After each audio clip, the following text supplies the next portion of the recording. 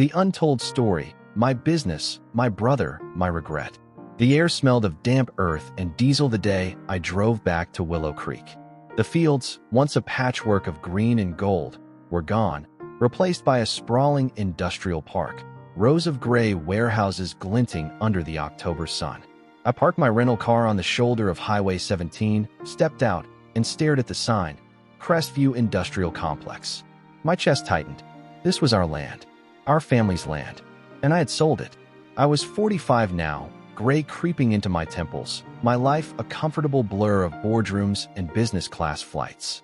But standing here, where cornstalks once swayed and my brother's laughter echoed, I felt like I was 28 again, back when the world was simpler and the choices were harder. Back when Caleb and I were still brothers, not strangers. Back before the regret that now gnawed at my bones took root. It started with Dad's will. He passed in the spring of 2008, leaving the 200-acre farm to Caleb and me, equal shares. Willow Creek Farm had been in our family for 3 generations, its soil rich with history. Grandpa's calloused hands planting the first soybeans, Dad's stubborn pride keeping it afloat through droughts and market crashes. But by the time we inherited it, the farm was bleeding money. Equipment was outdated, debts were piling up, and the bank was circling like a vulture. Caleb, my younger brother by 3 years, was the dreamer. At 25, he had Dad's broad shoulders and Mom's soft eyes, always squinting into the horizon like he could see a future no one else could. "We can save it, Ethan," he'd say, his voice thick with conviction. "Organic crops, solar panels, a co-op with local farmers. We'll make Willow Creek a model for the future." He'd scribble plans on napkins, quoting articles about sustainable agriculture, his hands stained with dirt from early mornings in the fields. I was the practical one. With an MBA fresh from Chicago, I saw numbers, not dreams. The farm was a sinking ship, $200,000 in debt, equipment loans eating us alive, and commodity prices tanking. I'd already started a consulting gig in the city, crunching data for corporations that paid better than dirt ever would. "Caleb," I'd argue, "we're not farmers. We're drowning. Sell the land, split the money, move on." He'd glare at me, jaw tight. "This isn't just land, Ethan. It's us. It's Dad." Our fight started small, then grew. By summer, we were shouting across the kitchen table in the old farmhouse, Mom's faded curtains swaying in the breeze. Caleb wanted to invest everything, our savings, our time, into his vision. I wanted out. Then came the offer. Crestview Development, a real estate giant, had been eyeing rural properties for industrial expansion. They offered $1.2 million for Willow Creek, enough to clear the debts and leave us each with a tidy sum. I saw freedom, a chance to build my career, escape the suffocating weight of a failing farm. Caleb saw betrayal. "It's not about the money," he said one night, slamming his beer bottle on the table. "This is our legacy. You sell, you're spitting on Dad's grave." I leaned forward, my voice low. "Dad's gone, Caleb, and this farm's been killing us since we were kids. You want to chain yourself to it? Fine, but don't drag me down with you." He stood, chair scraping the floor. "You never cared about this place. You left for your fancy degree, your city life. I stayed. I worked the fields. This is my home. Then buy me out." I snapped. "You got $600,000 lying around." He didn't. Neither of us did. The farm was all we had, and it was a noose tightening around our necks. The breaking point came in August. Crestview upped their offer to $1.5 million, sensing our desperation. I met with their rep, a slick suit named Harper, at a diner in town. He slid a contract across the table, his pen gleaming like a blade. "Half now, half on signing," he said. "You and your brother walk away clean." I didn't tell Caleb about the meeting. I told myself I was protecting him, sparing him the pain of a decision he'd never accept. But deep down, I knew. I was choosing myself. I called a lawyer, drafted a proposal to force a partition sale. As co-owner, I could sell my half, and if Caleb couldn't match the bid, the whole farm would go to auction. It was a cold move, legal but ruthless. I told myself it was necessary. When I showed Caleb the papers, his face went pale, then red. "You're doing this behind my back?" he whispered, voice shaking. "You're stealing our home?" "I'm saving us," I said. "You can't keep it, Caleb. You'll lose everything trying." He lunged, not to hit me, but to grab the papers, tearing them in half. "Get out," he growled. "You're not my brother." I left that night, the screen door slamming behind me. The next day, I signed with Crestview.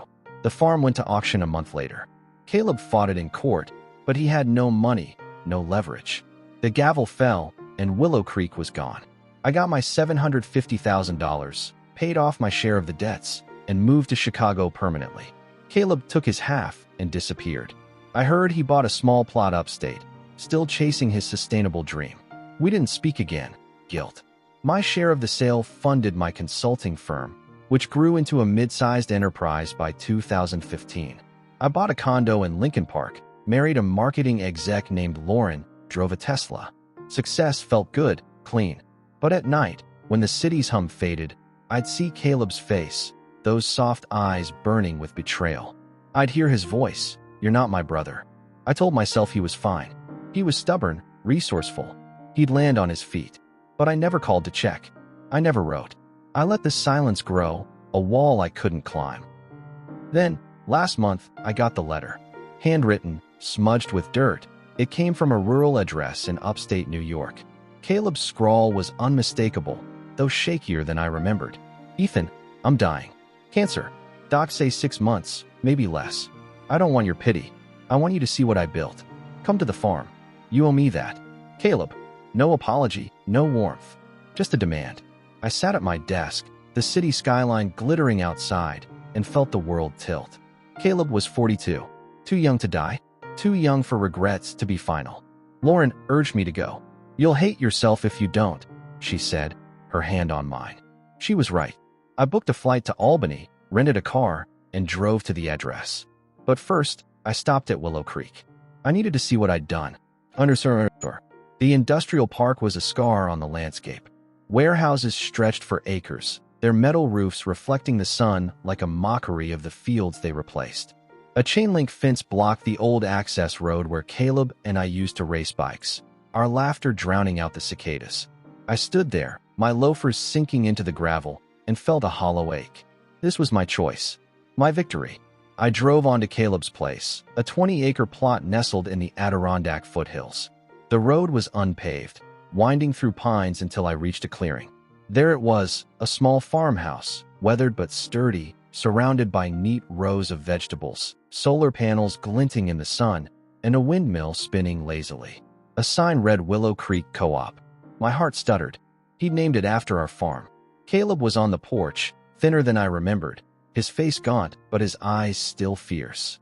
He didn't stand to greet me, just nodded. "You came. You asked," I said, my voice catching. He gestured to a chair. "Sit." "Look." I did.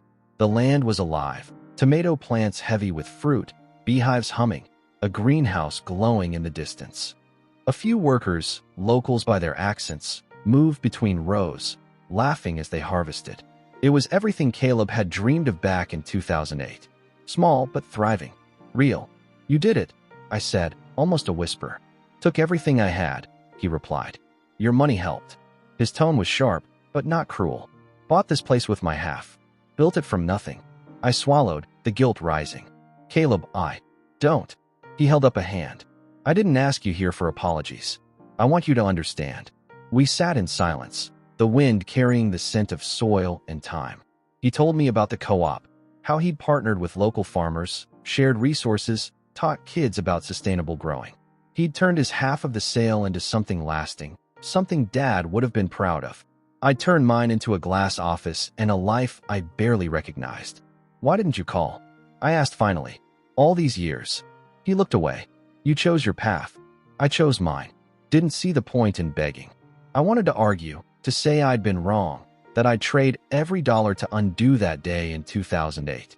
But the word stuck. Instead, I asked, "What now?" He coughed, a dry rasp. "Keep this going. The co-op's strong, but it needs someone to fight for it. Developers are sniffing around again." My stomach twisted. Like Crestview. Worse. They don't even pretend to care. He fixed me with a stare. "You're good at fighting, Ethan. Always were. Use it for something that matters." I stayed 3 days. We talked, not like brothers, but like men who'd once been close. He showed me the books, Modest Profits, enough to sustain the co-op. He introduced me to the workers, who called him Cal, and looked at him like he was family. I saw the life he'd built, the legacy he'd salvaged from the ashes of our own. On the last night, he handed me a folder. Deeds in there. I'm leaving it to you. I froze. Caleb, I can't. You can. You owe me. His voice was firm, but his eyes softened. Fix it, Ethan. Fix what you broke. He died 4 months later. I was there, holding his hand in a hospice room that smelled of antiseptic and regret. He didn't say much, just squeezed my hand once before slipping away. I buried him on the co-op, under a willow tree he'd planted. Now, back at the industrial park, I clutched the folder Caleb had given me. Inside was the deed to the co-op, along with a letter he'd written years ago, never sent. It detailed his plans for Willow Creek, the ones I'd dismissed as dreams. At the bottom, in his shaky scrawl, he'd added, "You were wrong, but you're still my brother. I'm 45, and I've made millions. I've built a life most would envy. But standing on the grave of our family's land, I know the truth. I traded my brother for a paycheck. I sold our legacy for a condo and a car. And now, with Caleb gone, I'm left with the only thing I can't sell, regret." I drove back to the co-op that day, the folder on the passenger seat. The developers are coming, just like Caleb said. They want his land, too. But this time, I won't sign. I'll fight. For him. For us. For the land we lost, and the one we might still save.